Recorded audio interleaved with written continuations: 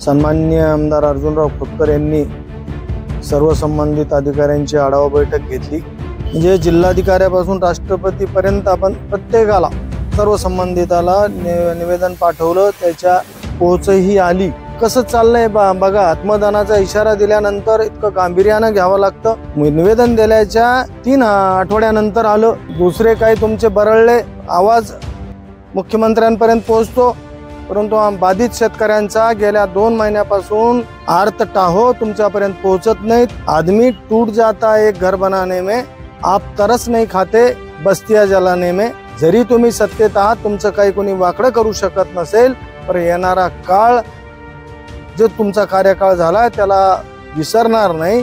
कोणी विरोध केला म्हणून तुमचे 4-2 उभे केले, ते टाळटाळ गप्पा मारायला लागले सोशल मीडियावर। मेहकरला म्हणजे समृद्धी रस्त्यावरून पूर वाहत होता, म्हणजे काय चाललं फडणवीस साहेब?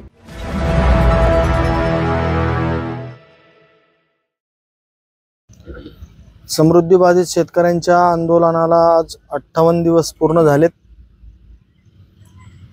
कालच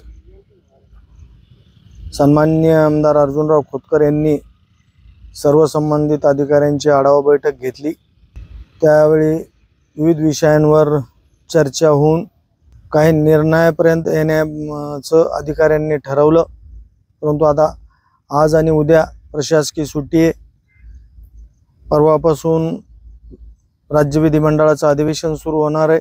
तर परवा नेमकं काय अधिकाऱ्यांनी निर्णय घेतला हे आपल्याला कळेलच, परंतु आतापर्यंतचा अनुभव शासन प्रशासनाच्या बाबतीत पाहिला।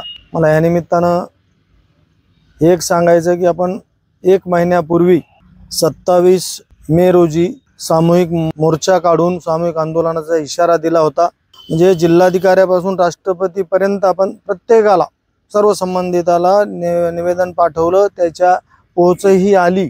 त्यातील फक्त एका कार्यालयाचं पत्र ते 5-6 दिवसापूर्वी संबंधित विभागाला आलं, संभाजीनगर येथील कार्यालयाला। म्हणजे कसं चाललंय बघा, आत्मदानाचा इशारा दिल्यानंतर इतकं गांभीर्यानं घ्यावं लागतं।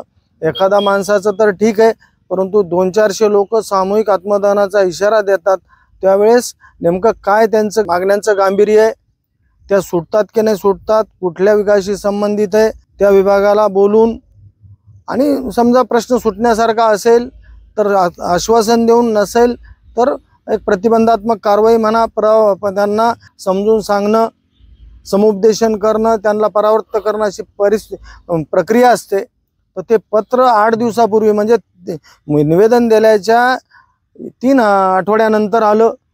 त्यालाही आठवडा उलटलापर्यंत अद्याप त्या अधिकारी झोपेत आहेत, त्यांना इथं यायला सुद्धा वेळ नाही। म्हणजे हे तर त्या निमित्तानं असं म्हटलं गेलं अशाच प्रकाराबद्दल की वापस लेके आया डाकिया चिट्ठी मेरी, वापस लेके आया डाकिया चिट्ठी मेरी, कहा पता तो सही था पर लोग बदल गए। तर अशा पद्धतीनं आपण जे काय निवेदन आतापर्यंत दिले, काल संतोष कदमांनी सांगितलं की दुसरे काही तुमचे बरळले तर तो आवाज मुख्यमंत्र्यांपर्यंत पोहोचतो, परंतु बाधित शेतकऱ्यांचा गेल्या 2 महिन्यापासून आर्त टाहो तुमच्यापर्यंत पोहोचत नाही। तसंच निवेदनाचंही झालं, संवैधानिक पदावरचे तसेच तुमच्या काय म्हणायचं ते आयोग आहे त्यांचं तसं, अधिकाऱ्यांचं तसं, लोकप्रतिनिधींचं तसं, निवेदनाची दखल सुद्धा घ्यायला तयार नाहीत।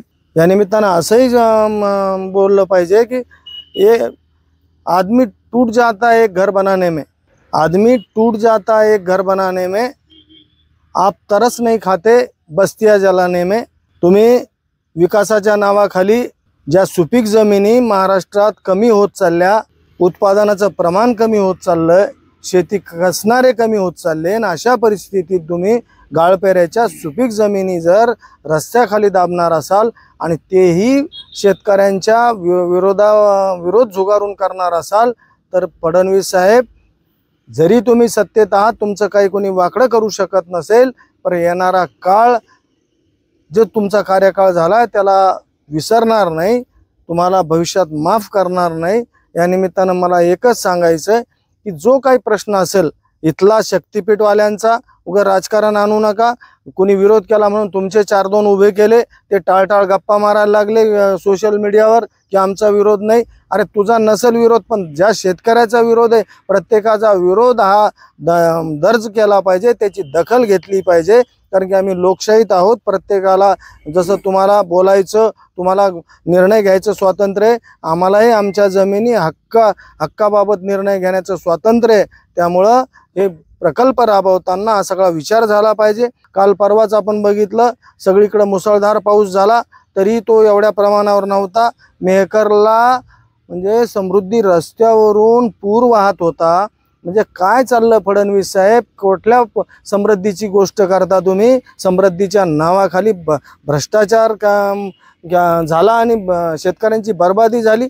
समृद्धीसारख्या 10-20 फूट उंच महामार्गावरून जर पाणी वाहणार असेल तर मला आता तुम्हाला सांगायचंय, आम्ही आणखी एक मुद्दा घेऊन समोर आलोय. कारण की आता तुम्ही जिथं जिथं आमच्या ह्या गावातून, आमच्या या 4 गावातून समृद्धी महामार्ग नेणार आहात, तिथं सर्व्हिस रोड, प्रत्येक नाल्याला त्याचं पाणी विसर्ग होण्यासाठी योग्य ती व्यवस्था, मोठी नदी असेल तिथं पूल, शेतकऱ्यांच्या शेतात पाणी जमा होणार नाही याची सगळी व्यवस्था करावं लागेल. कारण की इथून पुढं आत्ताच आम्ही बोलत होतो, जर सिंधी काळेगाव पासून पाणी जर निघालं आणि असा जर प्रकार तिथं भ्रष्टाचाराचं गंगा वाहिली तर ते पाणी रामनगरचं पुरं घेऊन बुडल अशी परिस्थिती होण्यासारखं आहे. यामुळं इथल्या नेत्यांनी हे लक्षात घ्यायचं की सगळं नियोजन करताना या इंजिनिअरिंगवाल्यांनी काय केलंय हे सगळं बघा. कुठं काय केलंय, थोडं 4-2 दिवस लेट होऊ द्या, परंतु उद्या सगळं बुडणार नाही याची तुम्हाला दक्षता घ्यावी लागेल आणि त्या पद्धतीनं तुम्हाला नियोजन करावे लागेल.